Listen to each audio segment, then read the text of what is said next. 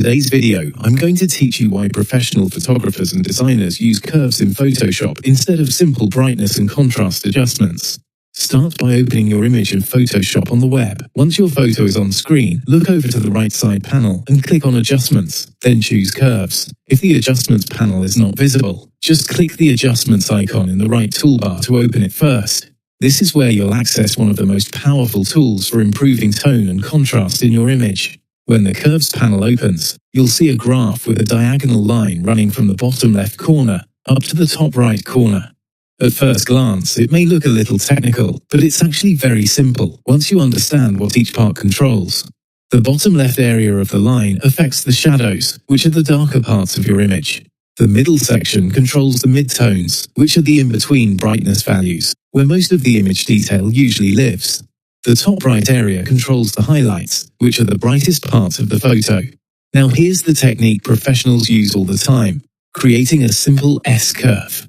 Click once on the lower part of the diagonal line and drag it down slightly. This darkens the shadows. Then click on the upper part of the line and drag it up slightly to brighten the highlights. As you do this, the line begins to form a gentle S shape. This works so well because it increases contrast in a much more refined way.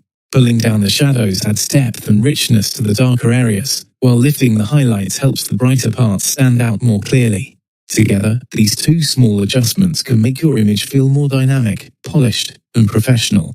The key is subtlety. It's very easy to overdo curves, especially when you first start using it. In most cases, a soft S-curve looks far more natural and pleasing than a dramatic one.